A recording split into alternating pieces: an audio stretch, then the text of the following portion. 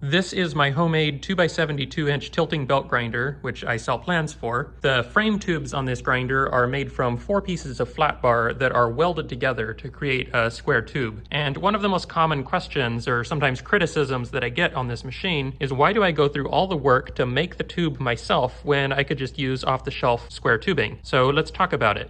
The short answer is that the solid square bar that I use for the tool arms does not fit in the tubes. So it has to be modified. The corners have to be ground off, and you have to do something about the seam in the tube before this can fit. So basically, modifying this bar to fit in the off-the-shelf tube is actually more work than making a custom tube to fit this off-the-shelf bar. Let's start by modifying this piece of bar to fit in that tube.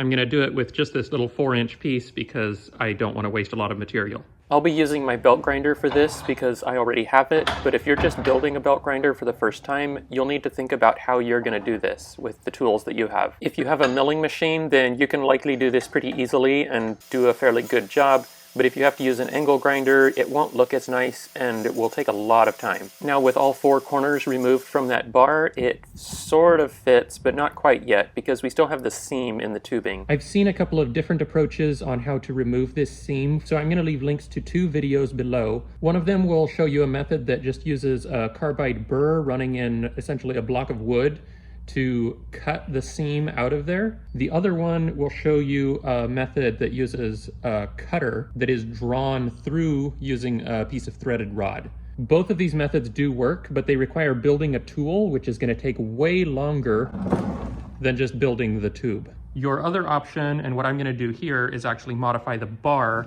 to just fit around the seam. I think it especially makes sense in this case because my seam is really far off center. It would be really hard to remove anyway since it's so close to the wall, but that also means that it's pretty easy for me to grind just one edge of this off to fit around the seam. Here again, if you don't have a belt grinder, you need to think about what you're going to be using to do this. If you're going to be using an angle grinder to just grind that out to fit around the seam, that's going to take a lot of work. Might not be worth it.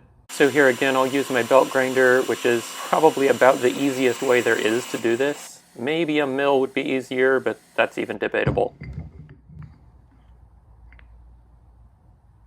So that turned out pretty good, and it actually fits fairly well. One word of caution here is that tubing is not consistent, and I have definitely seen 2-inch square tubing with 1/4-inch wall that isn't that accurate and is actually smaller than 1.5 inches on the inside, which would mean you would need to mill down both of these faces of the bar to make it fit as well. I'm lucky with this tubing. It happens to be just about the perfect size on the inside, but if you're buying it in store, you'll definitely want to take some calipers along to measure the inside to make sure it's the right size. And if you're buying it online or over the phone, you're just going to roll the dice on that one. Also, again, I did this with the belt grinder and it turned out really nicely, but you're not going to have a belt grinder when you're doing this. So look around your shop and consider how you're going to do this. If you have to use an angle grinder for it, that's going to look really messy and be really tedious to do. Also keep in mind that I just showed doing this on one very small piece, but if you're building the full kit for the grinder, you have a total of about 4 feet of this stuff to do. I only did 4 inches here. If you ever want to make a new attachment for the grinder in the future, you're kind of signing yourself up for extra work in the future if you use square tubing, because you're going to have to modify the bar of that new attachment as well. Let's compare the actual performance of the square tube versus the homemade tube. So first thing I want to point out is just that this tube is not actually square. So here you can see that on this side, the gap is nice and tight because I'm holding it tight on that side. Over here, it's tapered because the square tube is not square. Also, the wall of this tube is visibly not straight. So you can see there's a lot more gap in the middle than there is on the ends. So it's just not flat. It's not going to sit tight against here. Probably not the end of the world, but it's not ideal. This tube is going to be much more square. So you can see how that gap is nice and tight on this side, as well as over here on this side. Clearly, the homemade tube is a lot beefier and probably quite a bit more rigid, but I think that's irrelevant because this bar is much more flexible than either of these tubes is going to be. So the square tube is more than strong enough already. It doesn't need to be this beefy. However, you are weakening the bar slightly by chamfering and notching it out. And since this was already the weaker part, you're just making it even weaker. This would also be a good time to mention that that's why I recommend not using 1.5" square tubing for your bar, but rather square solid bar, because this solid bar is already one of the weakest parts of the whole machine. This large tube is quite a bit stronger than this small solid bar. So you definitely don't want to use small hollow tube. I think we can all agree that this tube looks much nicer than this one. I have seen a few of my customers weld this fully and then grind it down, or use body filler to fill this gap and then sand it over to make it look nice.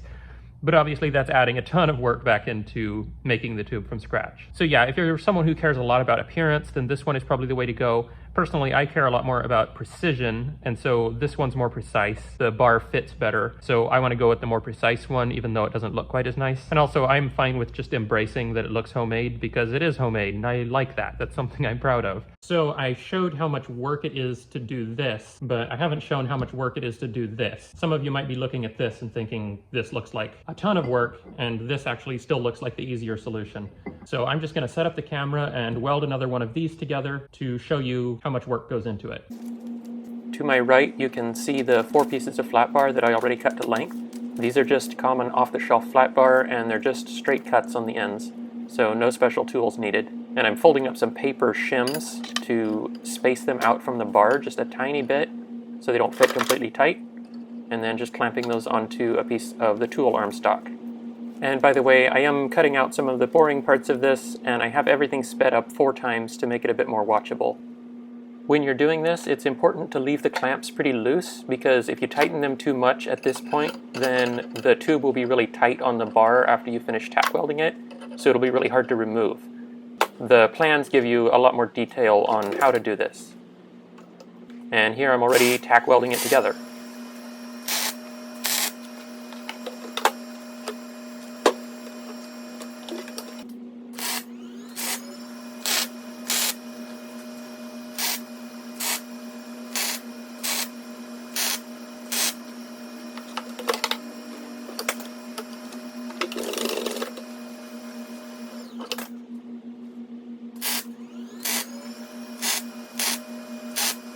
That will be enough tack welds that it will hold its shape after I remove it from the bar, so I'm going to go ahead and remove it now. It's best to remove it from the bar as soon as you can before doing the finish welding, because it will get tighter as you weld more on it. And I'm just using this piece of flat bar as sort of a slide hammer to knock the tube off the end of the bar. In real time, this took me 40 seconds.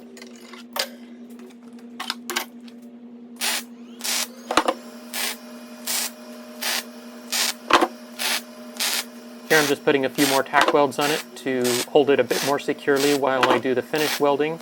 And then here I'm starting on the finish welds. And you'll notice that I'm only putting a couple of welds on each side, and then I'm flipping the tube over. That's just to try to keep the heat more evenly distributed so it prevents warping.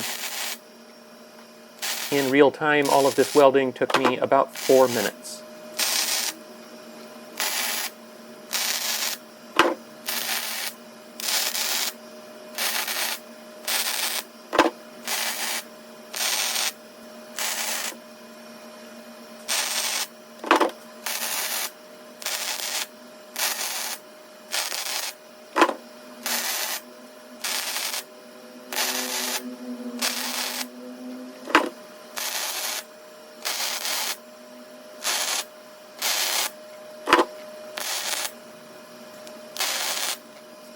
And there it's done.